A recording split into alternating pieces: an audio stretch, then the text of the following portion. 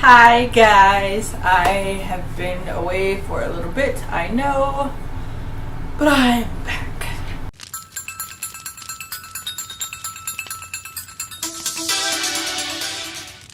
Okay, for those of you who do not know and those of you who are new, God bless you, and thank you for stopping by my tiny little fraction of the interwebs. I am Lauren and this is my booktube channel where I talk about all types of book fuckery. I have been gone for quite a while because one, I was moving, and then two, I had a family emergency and had to like drop everything and drive 18 hours and kind of go check on some folks. So now that I'm back, I'm here with a ridiculously large book haul because I am a stress book buyer. Retail therapy. Most people buy clothes and jewelry. I buy books. Alright, so I'm going to start this haul off with my my best and worst purchases. Basically the book that I'm most proud of finding and the book that I am least proud of coming home with. So, book that I am most proud of coming home with is the first edition of Name of the Wind by Patrick Rothfuss. I found this puppy for $8. Now, you can see it's got a little bit of the white weirdness going on. I'm assuming that's why it's $8 because inside the book is pristine and brand new. But if you can see where this white has that little indent in right there, I got it off flawlessly. I just haven't finished it because this was a straight line up the side. So when I'm done, it will be a perfect flawless cover of The Name of the Wind cover. First edition of The Name of the Wind by Patrick Rothfuss. It is kind of funny because Leanna is a huge fan of this book. And I had bought it when I first, I think, started booktube because I had seen it all over the place, everywhere, but it was just sitting on my shelf. And I didn't like actively want to read it now until Leanna started gushing about it because I trust her book taste implicitly. And this is pretty much like her favorite thing ever in the history of life. And then we were looking at like alternate universes, alternate like countries covers, like the Latvian cover and the German cover, etc. And then she showed me like this super cheesy like Fabio first edition cover, and I was like, oh my god, I need that. And she was like, good luck, ho. That's hard to find. I was like, watch. I mean, she didn't literally say it like that, but you know what I mean. And I'm like a hound dog in these thrift stores when it comes to these books, okay? So I found it. This comes off very easily. This is the part I fooled with, and it is very 80s Fabio like romance cover. I love it. It's so fucking cheesy. I love it. I'm so happy to have this. You just don't know. And then the book I am least proud of coming home with. So you all know, if you don't know, I fucking hate Twilight. I did read them all and I watched all the movies because that was back when I started a series I have to see it through kind of a phase before I started DNFing the life out of everything. So I saw this one in the thrift store, and the only reason I bought it is because it has life and death on the other side. Now this, I believe, is like gender swapped, where Bella, or the female character, is the vampire and Edward, I don't know if he has the same name or not, but he's the human. And I'm just really curious to see if that fixes a lot of the fuckery that was in, that one. Because part of the problem with this one is just Edward's very domineering and just controlling, and I'm hoping that in this one maybe they'll fix it, or maybe she'll beat his ass. I mean, not beat his ass, but maybe she'll take on that role and it'll be a little bit of payback. I'm just really curious. I've been curious since it came out. It was just sitting there and it was $2. And also my mom bought me when I went home just this past weekend, she gave me my Christmas present, which was a bunch of Funko Pops. And one of them was the Bella Swan in her wedding dress Funko Pop. So I needed something to put her in front of. And I will not rebuy Breaking Dawn. I'm not doing that. Like, all of mine are packed up away somewhere. Alright, now we're going to move along a little bit faster. I have all of this 2, 3, 4, 5 piles of books over here. Alright. Firstly, we have Awakened by May Cabot, which is the third book in the Abandoned series. The Abandoned series being a Hades and Persephone retelling, which I am was really stoked to read because I am kind of obsessed with Greek mythology and I love retellings. So I just really want to write a good Hades and Persephone retelling, but I need to like read them and see what works and what doesn't work. And this one is, Meg Cabot is a very, very YA writer. Like, it's kind of close to middle grade tween-ish, but I loved the Princess Diaries series when I was a kid. I stalked them obsessively. I was subscribed to her newsletter, all that shit. But anyway, I thought this was the second one. It was the third one, but after I looked into it on Goodreads, apparently the entire series is not worth my time anyway. And I should have looked at it before I purchased the book, but it's Hades and Persephone.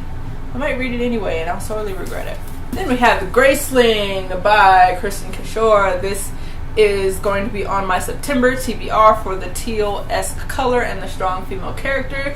Basically, each person is like graced with something, and our main character here is graced with the ability to kill very well. Stab, stab. So yes, that is coming. Then we have The Coldest Girl in Cold Town by Holly Black. I've been dying to get my hands on a book of Holly Black's for like a year or more, and I just kept talking myself out of it. I really wanted this one. It's a vampire book, and y'all know my first love, vampires and werewolves. I'm sorry, but they are. And I finally got my hand on it in half-price books in Houston when I went home to go see my mom. Super excited to get into it. Then, this I am super stoked about as well. It is Days of Blood and Starlight by Laini Taylor, but it is the international UK cover. So happy to find this. It was in Houston, Texas, of all places, in the half-price bookstore, and I was damn stoked. It doesn't, look at how stiff it is. It hasn't even been read. Yes. So I do have the American covers, or the US covers, whatever you would like to call them, like the red and blue, like the primary colors on the black with the masks. Yes, I have those, but this is the second one. I really want the Daughter of Smoke and Bone, this version of cover, because it has this pretty black, deep blue and purple feathers on it. It's just, oh, I need it. I need it. I need it. Then we have the special hardcover edition of A Monster Calls by Patrick Ness. Now, I've heard a bunch of good things about this book on BookTube, but stupid me, I really didn't look into what it was about, but I really like the fact that it's illustrated, and it is a hardcover, and it's like wide, like a coffee table book, but the pictures, the images on the covers are printed directly on to, you know, the book. There's no sleeve. And then after I purchased it, because I bought this on the same trip I bought Awaken, I went and looked them all up on Goodreads after I bought them and was like, oh, why would you torture yourself like that? We're not reading that. I might, but I'm not ever, I think, gonna particularly be feeling that maudlin to just read that and just torture myself. Then I am super stoked to find these, The Diviners and Lair of Dreams by Libba Bray. Yes, Libba Bray, darling. These are like 1920s era, Prohibition era supernatural books. Now, I knew it was YA, and I knew it was like historical in the 1920s aspect, but I did not know it was fantasy. I had already wanted to read it. I'm not gonna lie, I really just wanted to read it for the covers because I have this weird like obsession with Art Deco shit. So yeah, and then I found out when I found this one first in a thrift store here in Colorado and looked it up, or opened the cover, and it's like after a supernatural showdown. I was like, oh, it's fantasy. Yes, mine. And then I found this one in Texas the next day when I went home to visit mom. Super stoked. Yes. Ba-da-da-da-da. Cricket Kingdom by Lee Bardugo. I just finished Six of Crows like last week, and I filmed a review for it. It's gushy. It doesn't make any damn sense. I'm either going to add on to it or just completely redo it. It's why I haven't posted it. But I only had that one, that I had found that one in the thrift store, and I did not have Crooked Kingdom. So I ordered Crooked Kingdom from Book Outlet, but it came like so. It was naked. Now, it was a scratch and dent copy, but I had looked at reviews, and nobody that I had seen had reported getting one that was actually missing a dust jacket. But yeah, mine came without a dust jacket. So lucky me, when I went home to Texas to go see mom, found this copy in the half-price books, and it is flawless condition, darling. Yep, it didn't even, I even was able to pull the sticker off without any residue. Yes. I hate fucking stickers. I don't know whose goddamn idea it was. All these mother freaking stickers on your goddamn books. Piss me off. Anyway, then we have Stalking Jack the Ripper, which I'm also reading in September for my PCOS Awareness Month because it is teal, it is the perfect cover, and it is a strong female protagonist because she is trying to catch Jack the Ripper. And I will be buddy reading this with Leanna, so I cannot wait for the foolishness, the fuckery, and the fun. I can't wait. I can't wait. Then I have The Darkest Part of the Forest, also by Holly Black. I actually found this one first. I ordered it on Amazon because I think this is her most recent. I'm probably lying. I don't know. But it has to do with fae in the forest. And there's this one fae guy. He's got like antlers, I think, and he's like Snow White-esque in that he's just locked in this coffin in the forest, and people just kind of live around him like he's Inuyasha pinned to the tree. So I didn't, of course, as always, didn't read too much into it, but like the little blurb at the top. In the woods is a glass coffin. It rests right on the ground, and in it sleeps a boy with horns on his head and ears as pointed as knives. Yes, I needed a good, really earthy, gritty fae story, not like this favorite shit. Don't get me wrong, I love the Court of Mist and Fury, but fae original, like the tales, a lot of them are very dark. This one is supposed to give me some of that grit I've been missing. I don't mean orgy grit, I mean actual grit. So, in the month of August, was it August when I read this book? I guess it was. So, in the month of August, Leanna and I buddy read And I Darken by Kirsten White. I've done a review and posted a review for that already. I will link it down below. But I purchased this book in the month of August for that. And I purchased at the same time the sequel, Now I Rise, by Kirsten White, of course. Because it is teal, I will be reading that in September for my month of teal books for PCOS awareness. Then I have Winter Song by S.J. Jones. Now this, I believe, is a Labyrinth reimagining / retelling. And I will also be reading this with Leanna, because I love to buddy read with her because it's fucking hilarious and it gives me life. But at any rate, it's teal-ish. It's more blue-esque, but teal books with strong female protagonists are hard to find, y'all. So we'll be reading this, plus I just wanted an excuse to read it, and we will be buddy reading it. So if anybody would like to read that, that's a thing that's gonna happen. It's turning into a damn September TBR video. Then I have The Glass Arrow by Kristen Simmons, also teal. Also will be reading in the month of September. This book is actually a dystopian about this girl lives in a time where like females are prized and kind of like hunted or kept for their reproductive abilities, their property more or less, to be sold and owned and bred. Why does not she have a name? Aya. Aya does not want to be a wife. She kind of lives off in the forest, in the wilderness, and on her own kind of like agency. She's like, fuck you, you're not owning me, I'm not doing that shit. My summaries suck, guys. So then I have Crown of Midnight by Sarah J. Maas, Air of Fire by Sarah J. Maas, and Empire of Storms by Sarah J. Maas. And this is the version with the cover fan art on the inside of the covers. Now, I read Crown of Midnight to kind of catch up because Leanna and I and Katie, I will link her channel down below. We will be buddy reading this in the month of September as well. Pray for me. That's all I'm gonna say on that. Then I purchased The Exiled Queen and the Crimson Crown by Cinda Williams Shima.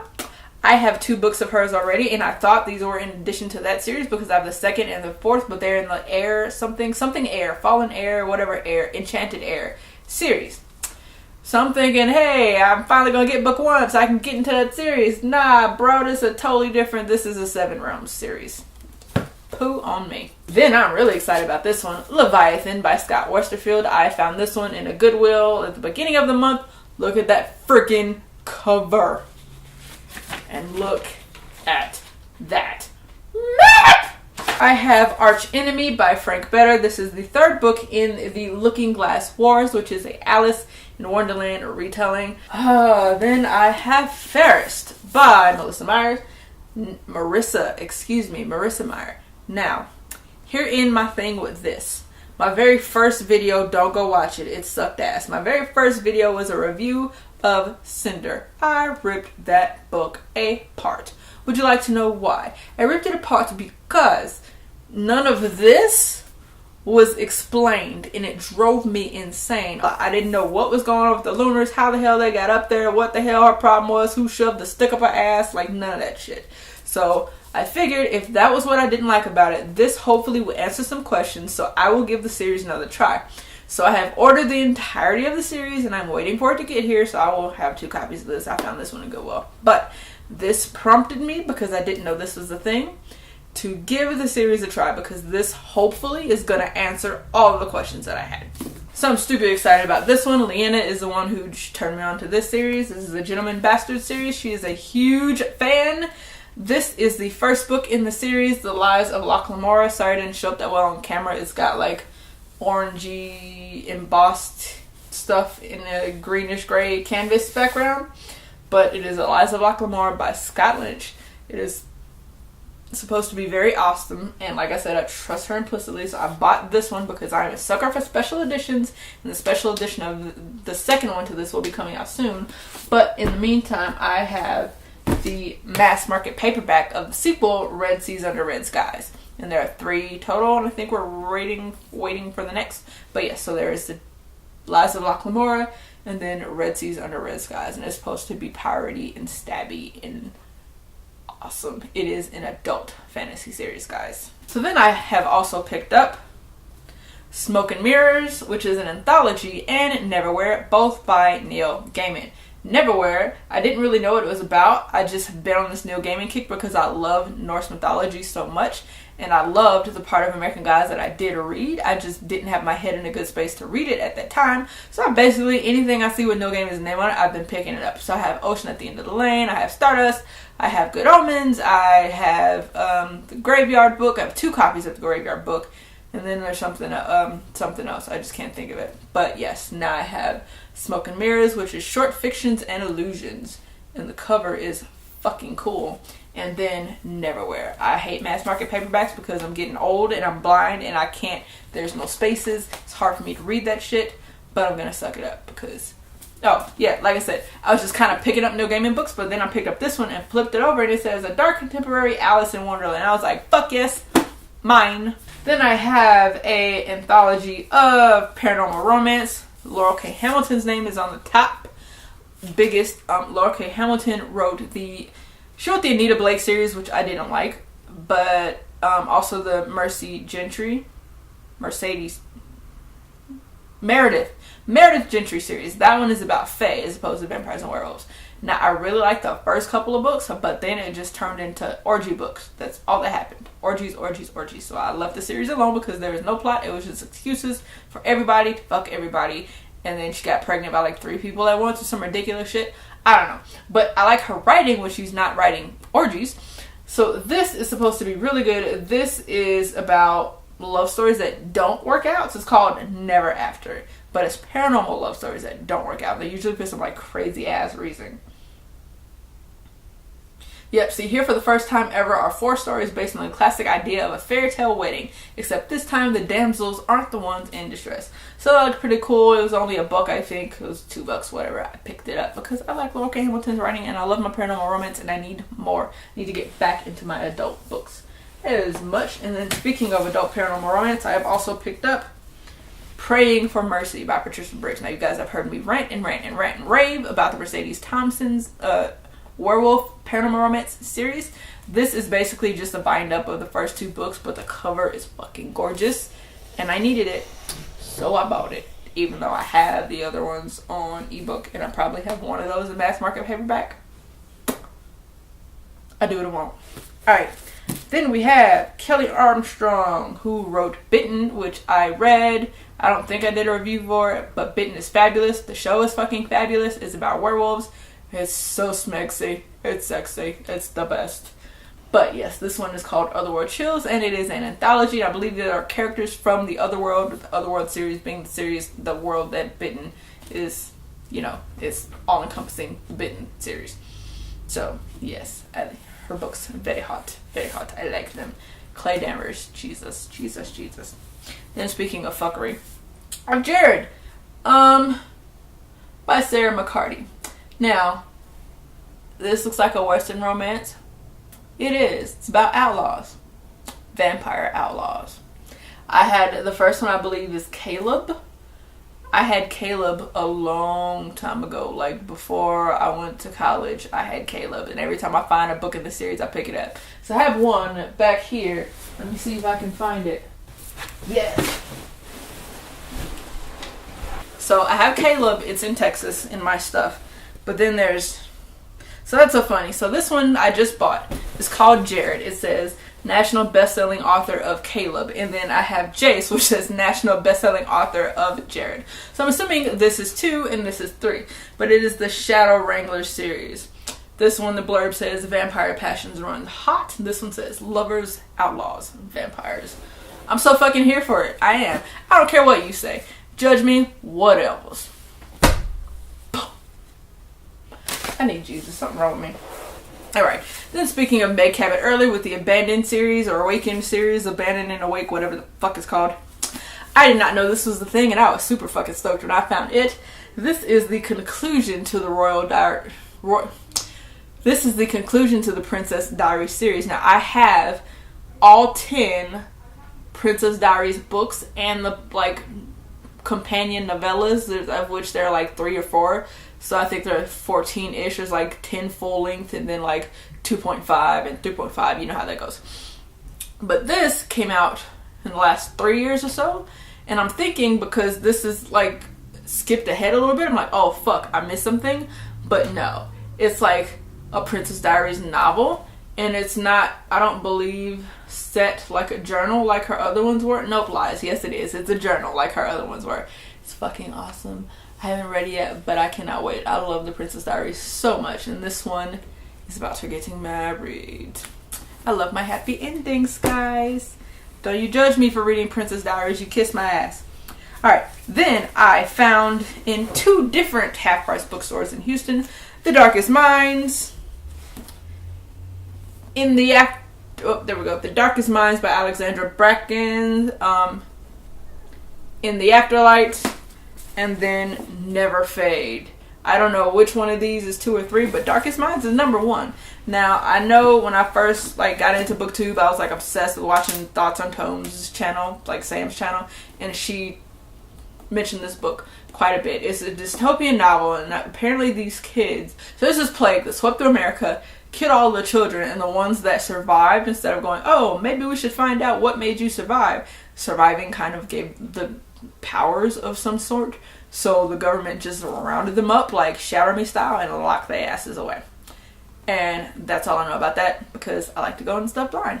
So yeah, and every fucking time I get on Goodreads to find out what people think about a dystopian, there's 97 people at the top of the comments says, it reminded me of Hunger Games. It reminded me of fucking, what's the other one? Of Divergent. But the things that they're saying remind them of Divergent and Hunger Games are the things that make the book dystopian. And all of them are dystopian. If you don't like dystopian books, stop picking them up and then giving them 1-star ratings because you didn't like those as dystopian. You picked up a fucking dystopian book. It's annoying because that was on Red Rising. It was on a review for these. It was on the review for the Immortal Rules, which is a vampire dystopian. Every dystopian that I've tried to pick up in the last 3 to 4 months, basically since I started BookTube, in all of their Goodreads pages, one of the first fucking comments, this is just a rehashing of the Hunger Games and Divergent. Oh my god, fuck you guys so much if you do not know what the fucking dystopian is. If you don't like them, don't read them and then bitch about it. That's all I gotta say about that. Almost done, guys. So then I'm super stoked about these. You can guess when I'll be reading these. Dracula by Bram Stoker and Frankenstein by Mary Shelley. Now, I have actually never read either of these, and I'm super stoked. And the covers are Art Deco, kind of-ish. Not really. That's not the word I wanted. But they go together. I'm here for it. I'm here for it. Pretty sure you can tell when I'll be reading them. If anybody wants to buddy read Dracula with me, cool. Then we have Sisters Red by Jackson Pierce. Almost done. I swear to God. This book is like a retelling of Red Riding Hood-ish, but it's Norse. Lastly, there is The Bone Season and The Mime Order by Samantha Shannon. I have been toying with getting these ever since I got a bag with a quote from The Bone Season in my, I think it was my very first Fairy Loot box. It must have been April's Fairy Loot box. If it wasn't in April, it was in May's. And there's a tote bag with a quote from the Bone season. And it sounded super interesting to me. So I immediately ordered the first two because I had waited on the other one because I thought it was coming out in a version that matched this. It didn't. I should have ordered the white ones because they have all three that match. Now I have a third book that stands out, or I'll have to order them again. Knowing me, I'll probably order them again. Shh. Oh, that's not all the books. Shit. So in the same bookstore that I found The Name of the Wind, I found The Diabolic by S.J. Kincaid. It's been in and out of my shopping carts on Amazon, Book Outlet, and Book Depository for months and months and months and months. I'm hella excited about this. The Dream Dark series. This is Blackbringer, and it's by Laini Taylor. She published this, I think, in 2007, and it is a YA, maybe like young YA, like middle grade-ish, illustrated book about fairies, particularly Magpie Wind Witch. The way Laini Taylor writes, I don't care if her name was Shit Turd. I would have bought this book. I'm pretty much at the point where I'm collecting anything with Laini Taylor's name on it. I don't care. Then I have these, which are all by Holly Black. This will make me remember I have more books. So there's The White Cat, which is book 1 in, what is this trilogy, The Curse Workers or something? Yeah. Then there's A Black Heart, which is the third book. So now I need the second one. But it's kind of a mobster, con man, heist story set in the 20s with fae. I don't gotta say nothing else. And then I also have Valiant, which is a modern tale of fairy. I think this is the first in a series, but this one is like urban fantasy because, well, that one is too, but this one, like, the girl runs away. Her name is Valerie. She's trying to escape like a shitty life, and she runs away into the subway system and finds out there are fae down there. So yes, I am really super stoked to read basically all of these Holly Black books, and I can totally see myself buying everything she's ever written, just like I'm done with Laini Taylor. Now, officially, that is it. For real this time. I want to know, though, specifically what you guys think about the Mime Order, The Darkest Minds, and any Holly Black books you have read. The Mime Order and the Bone Season. Sorry. So, yeah. That's where I'm going with that. This video is hell long. I'm sorry. Thank you for watching, guys. I will be updating more regularly. And like I said, there will be a shit ton of content in September. So keep an eye out for that. If you are a already pre-existing subscriber, thank you so much for coming back and sticking with my foolery. If you are a new subscriber, thank you for subscribing. That's all I got. Lauren out. I will see you guys next time. Bye.